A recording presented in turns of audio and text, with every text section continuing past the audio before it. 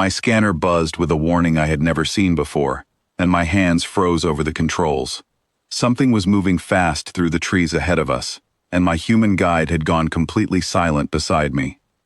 I am Voss, a young researcher from a distant world called Yentha, sent to Earth to study how humans live. I thought I understood this planet after 2 months here. I was wrong, and I was about to learn why in the most intense way possible. My guide was a woman named Karen. She worked with the visitor program and had agreed to show a small group of us how ordinary human life worked outside of laboratories and meeting rooms.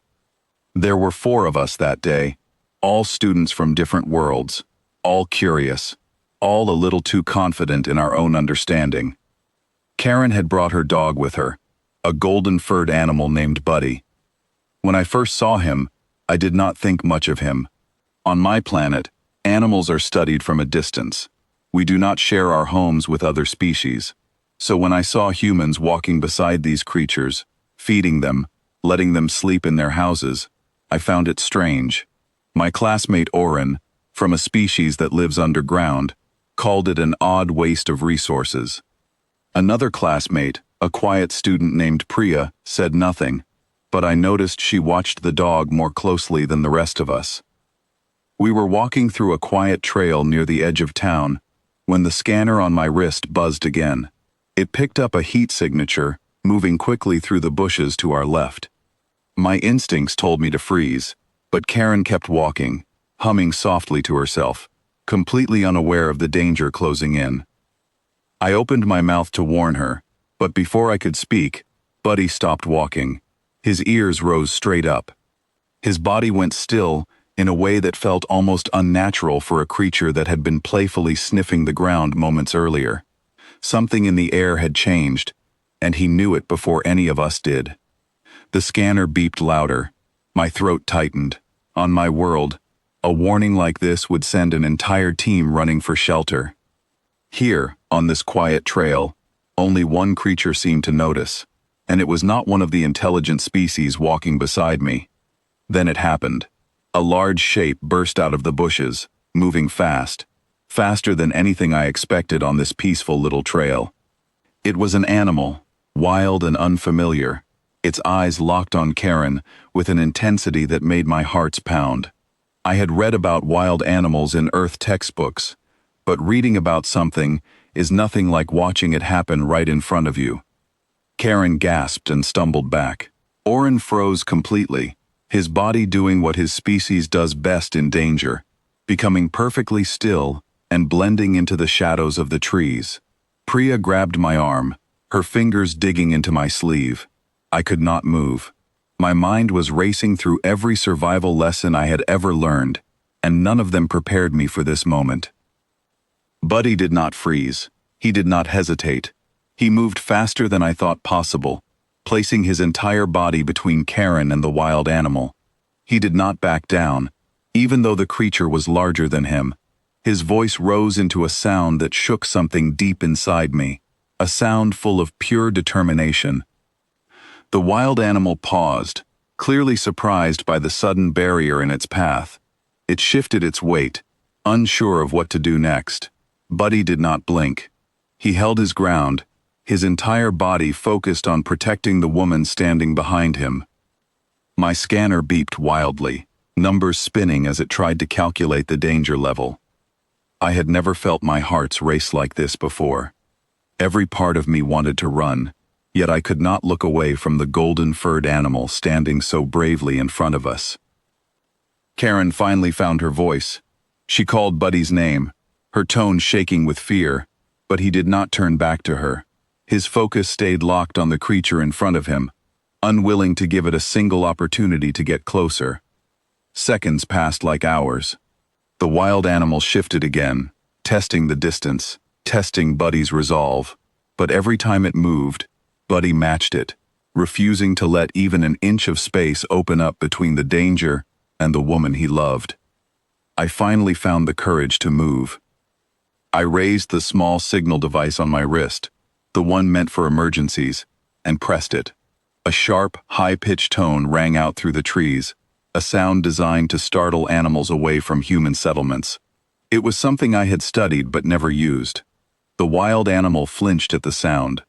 It looked around, confused, and finally turned and disappeared back into the trees as quickly as it had appeared. The silence that followed felt heavier than anything I had experienced since arriving on this planet. Karen dropped to her knees and wrapped her arms around Buddy, her whole body trembling with relief. Buddy finally allowed himself to relax, his tail wagging slowly as he pressed his head against her shoulder. Oren stepped out from the shadows, his expression unreadable, though I could tell he was still processing what had happened. Priya let go of my arm, her breathing finally returning to normal. Karen looked up at us with tears in her eyes. She thanked us for the signal device, but her gaze kept returning to Buddy, who sat calmly beside her now, as if nothing unusual had happened at all. I knelt down beside them, my curiosity overwhelming my lingering fear. I asked Karen why Buddy had not run away like every instinct should have told him to do. She smiled through her tears and explained that dogs form bonds with the people they live with, bonds that go beyond simple companionship. She said Buddy saw her as part of his family, someone worth protecting, no matter the cost. I thought about that answer for a long time as we continued our walk back toward the visitor center. On my planet, protection is something calculated, planned, assigned through careful strategy and resource management. Nothing about what I had just witnessed matched that kind of thinking. Buddy had not calculated anything. He had simply acted, driven by something deeper than logic. Oren walked quietly beside me, his usual confidence shaken. He admitted that his species had never encountered anything like what he had just seen. He said his people relied on defense systems built from technology, never from another living creature choosing to stand in harm's way without being asked. Priya spoke for the first time since the incident, her voice soft but full of wonder. She said she had studied human behavior extensively before arriving on Earth, yet nothing in her research had prepared her for the reality of what loyalty could look like in its purest form. When we returned to the visitor center, our professor was waiting for us. His name was Elias, an older man who had spent decades studying interspecies relationships across dozens of worlds. When we told him what had happened, he did not seem surprised at all. He explained that dogs had been living alongside humans for thousands of years, evolving alongside them, learning to read their emotions, their fears, and their needs almost instinctively. He told us a story about a dog many years ago that had stayed beside its injured owner for 2 days in a remote area, refusing to leave, even when hunger and exhaustion pushed against its body. He told us about dogs trained to detect danger long before humans could sense it, dogs that had saved lives simply by acting on instinct and love rather than command. I asked him why humans had never fully understood this bond either. He smiled and said, understanding it fully was not the point. He said the value of the bond came from its existence, not from a complete explanation of why it worked the way it did. That night, back in the quarters provided for visiting students, I could not stop thinking about Buddy. I ran calculations, trying to measure the risk he had taken against any possible reward. There was no logical benefit for him. He gained nothing material from standing his ground. Yet he had done it anyway, without a moment of hesitation. I realized then that my entire understanding of loyalty had been built on the wrong foundation. On my world, loyalty was tied to duty, to structure, to expectation. What I had witnessed on that trail was something far simpler and far more powerful. It was a choice made purely out of love, without any need for reward or recognition. The next morning, I asked Karen if I could join her and Buddy again during her evening walk. She agreed happily, clearly pleased that the encounter had not scared me away. As we walked together, I watched Buddy carefully, studying the way he stayed close to her, the way his ears twitched at every distant sound, always alert, always ready. I began to understand that this readiness was not a burden for him. It was simply who he was. He did not see his role as sacrifice. He saw it as instinct, as identity, as an unspoken promise he made every single day, just by choosing to stay by her side. By the end of our stay on Earth, every student in our group had changed the way they viewed human companionship. Oren began researching the deep history of animal and human partnerships across different cultures. Priya spent hours interviewing dog owners, trying to understand the emotional connection from every possible angle.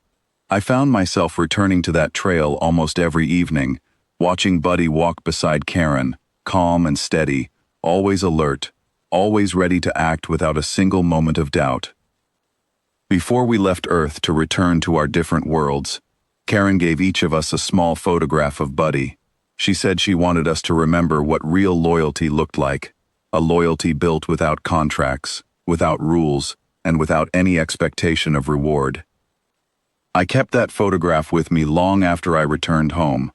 Whenever my studies grew difficult, whenever I doubted the value of connection between different species, I would look at that picture and remember the sound of Buddy standing his ground on that quiet trail, refusing to let fear decide his actions. That single moment taught me more about loyalty, courage, and love than any lesson from any classroom ever could. It showed me that some bonds cannot be measured, explained, or replicated through logic alone. They simply exist, quiet and steady, ready to stand firm the moment they are needed most.